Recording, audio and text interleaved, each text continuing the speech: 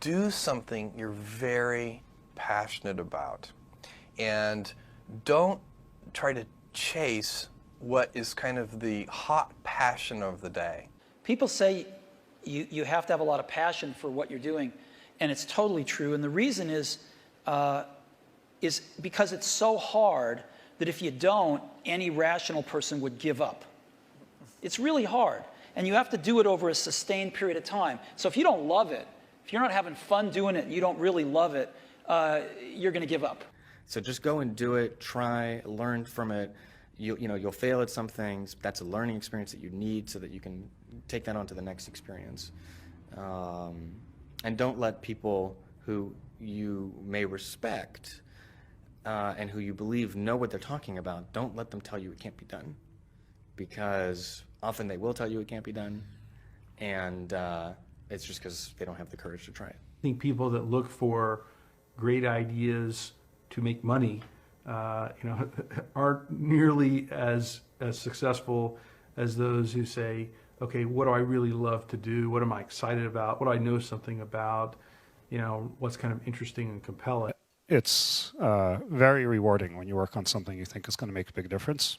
And yeah, it's a little bit harder, but I think the passion that one might bring with it brings so much more energy to that you're more likely to succeed. You have to have an emotional investment in what you're doing. If you don't love what you're doing, failure is pretty much guaranteed. Success is not guaranteed by any means, but failure is much more likely if you don't love what you're doing. If you know exactly what you want to be, you need to spend as much time with people that are actually that already. One of the things that I do is I question a lot of things. And you can do that in a good way and in a bad way, but hopefully if you try to get people to motivate why they're doing something and their way of thinking, the worst thing you can end up with is a situation where you get told, well, this is the way it's always been. Mm-hmm. That's the worst ever. That's a non-answer. Instead, ask yourself, given everything we have today, is there a way we can make this better? And so when we're coming up with ideas, we always ask ourselves, what kind of new market is this creating? And then also, what part of my day and what problem is it solving? And so I've gone as far as taking an entire catalog of my day from the moment I open my eyes and writing down every single thing I do. And then asking myself, is there something here? If you're not coming up with 10 ideas a day, that's why I have this thing. If I'm not filling up this page every single day, then my idea muscle will atrophy. And I started this in 2001, and I still do it every single day. You have to come up with ideas every single day, or the idea muscle atrophies. The good news is, after about 6 months of doing that, you're like a machine. People get surprised at how many ideas you could just have anywhere. But understand that naturally nobody is interested in your idea. The world could care less, and you have to persuade them, and you have to show that you're the one person out there that can do it. When it comes to changing the world, what I learned from Steve Jobs is, if you believe in a Macintosh, if you believe in iPhone, iPod, iPad, if you believe enough, then you will see it. Because other people will believe in it. Other people will create software. Other people will create products. So you need to foster the belief in what you are dreaming so that it becomes a reality, which is very different than saying, I don't expect anybody to believe it until I see it. You need people to believe it before they can see it. Don't necessarily think that you have to have the home run and the huge Apple computer on your first start. I spent a long time in my life with skills just building little devices for fun. For fun is one of the key things, because that drives you to think and think and think and make it better and better and better than you ever would if you're doing it for a company. Build things at first for yourself that you would want. For somebody aspiring to take things to the next level or to even surpass their wildest dreams, there's always going to have to be an element of luck, but I think more important is putting yourself in a business that can be ubiquitous, that really doesn't have limits. Because otherwise, there's always going to be a grind to it. But if the business, if it can't be something that you can visualize every business using or every consumer using, it's going to be tough to scale to be big enough or to have the perceived value. You want an idea about which you can say, I know it sounds like a bad idea, but here's specifically why it's actually a great one. You want to sound crazy, but you want to actually be right. Because when you're trying to differentiate, when you're trying to do something different, there's going to be that gut moment, that gut sense. Is this right? Is this not right? If you're not having doubt, you're not pushing the boundaries far enough. Don't think about how do I get big fast. That will happen if you actually build something super meaningful and super important. So don't think about, what is the quickest way to success? Think about what is the best way to building something important that the world really needs. This little idea explains why some organizations and some leaders are able to inspire where others aren't. Let me define the terms really quickly. Every single person, every single organization on the planet knows what they do, 100%. Some know how they do it, whether you call it your differentiating value proposition or your proprietary process or your USP. But very, very few people or organizations know why they do what they do. And by why, I don't mean to make a profit. That's a result. It's always a result. By why, I mean what's your purpose? What's your cause? What's your belief? Why does your organization exist? So when we see a kid with a lemonade stand, it's different than when we see a vending machine selling lemonade, even if it's exactly the same product, because the story around it is what people are paying for. So when I meet small business people, all I ask them is not what's their balance sheet, but what's their story. Why should I pick you? Why do I care about what you're doing? And if you start giving me all this inside baseball statistics about why you're 2% better than some other competitor, I'm already glazed over, because that's not part of the way I see the world. That I have to want this to exist in the world. I have to not, so it's a similar rule, just say, if this was successful and I had nothing and I was not involved and I got no money off it or would I want it to do well? And that's a great check, I think, to know if you really feel good about the idea and can be passionate about it. One of the things I advise entrepreneurs to do is when you have an idea, a classic entrepreneurial impulse is to hold the idea close to you and not go tell people because, the idea is so special. Right. That's almost always a mistake.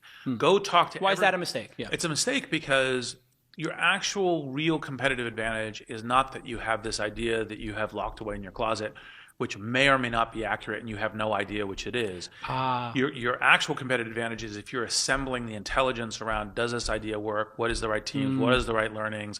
And we're essentially in motion. The hardest thing to do is start. You have all these ideas and everyone has an idea, but it's really about executing the idea and building the idea and attracting other people to help you work on the idea. That is the biggest challenge. But the way to begin is to get the idea out of your head, draw it out, talk about it, program it if you're a programmer, or make it if you're building something. Like, you don't have to be the best, but you have to be dangerous, right? You have to learn just enough to be dangerous to build an idea, concept it, and show it to the world. And then it turns out there are lots of other people, including all 170 employees that work at Instagram, who are much better at doing all that stuff than I am. But you need to find people who can, be drawn to the idea that you build, and then they end up taking it and making it even better. One way to conceptualize what makes a good product is, good engineering is part of it, good design is part of it, but really it's, one way I think about it is maximizing the probability that someone shows up at the front door of, your store or your website or whatever it is and ends up with a solved problem. And oftentimes the best methodology is to start with the perfect experience with just one person, get that right, and then figure out how to scale something great instead of scaling something not so great and then trying to improve it. That's really hard to do. And so I think when you are starting a new business, you don't want to go after giant markets. You want to go after small markets, and you want to take over those markets quickly. Constantly seek criticism. Yeah. A well thought out critique of whatever you're doing is as valuable as gold. And you should seek that from everyone you can, but particularly your friends. If you're not utilizing an online community, then you're at a disadvantage to those who are. You can be asking online communities what they think about your ideas, or if they have any advice with what you're working on. Not only will you hear from people who are passionate about the subject, but you'll be hearing from people all around the world, each with their own experiences and stories that can help you. And there are a lot of people from whom we can learn a lot. And I think like, you know, the one piece of advice is like, don't underestimate anyone you come across ever. Right. Like whether they're, a blue collar worker waiting for the bus, or they're, helping you they're the server or bartender at the restaurant, or they're a lower ranking employee. I mean, the smartest leaders I've ever seen have always gone around the room and asked for everybody's opinion. Most startups that fail do it ultimately because they did not make something that people wanted. They made something that, that they thought people would want, but they were either in denial about it, whether it was actually any good, or somebody else came along and made something that people wanted even more. The best piece of advice that we've figured out as we've been doing Foursquare is not to let other people distract what you're doing. There's always haters that say, your idea is stupid, this idea is never going to work, don't even bother doing that because someone else is going to do it before you do. And if we listen to all that feedback that we were getting, all that negative feedback, we would never have built things, we would never have prototyped things. And that's how we really got to where we are. Like, we saw things that we wanted to build, and we just went out and built them. And it turns out when you build stuff that you like to use, there's a good chance that there's thousands of other people that want to use it too. And so it's not just about doing focus groups, it's not just about double checking your vision, it really is about integrating this concept of testing our ideas rigorously throughout the product development process, throughout the marketing process, even as we scale up. But what you really need to do is think about what is the smallest possible test that I can run for this idea, for this concept, for this theory, get it out there, and get customers using it. Because your customers are going to be the ones to tell you if it's really working or not. Like there's almost this expectation that you have to have in your mind this sort of, I'm going to change the world, sort of make a dent in the universe kind of ambition, right? But it's actually okay early on to just kind of solve small problems in layers until you actually get to a point where you have the capacity to do that. What this all comes down to is doing something exceptional for your users, whether it's in community, whether it's in connection, or whether it's in design. This is our big advantage as a startup, is that we can actually get away with doing this. We can make this the core part of why we're doing business. I think you should be spending your money on teaching and sharing, and so that might mean hiring a writer or two, perhaps, instead of a marketing person. And start writing and start getting people to listen to what you're saying. You can't talk about yourself all the time because no one's going to come back for that, but you have to talk about things that are relevant to your industry or ideas that you have and start to build that audience up. I do think that one thing that's important is, especially if you're a founder or a technical founder, is to realize that you can't do everything, and even if you can, you shouldn't. You should find a great partner no matter what it is that you're doing, and you should look for someone who is very high intelligence, very high energy, and very high integrity. And you need all three of those, and you can't compromise on any one of them. Otherwise, you'll end up with either someone who's not smart, which does you no good, or someone who's not hardworking, which also does you no good, or the worst case is you end up with a smart, hardworking crook who ends up working against your interests. And integrity is something that takes a lot of time spent with someone to figure out. The most important thing when you're working with people early is that you guys line up on what your goals are.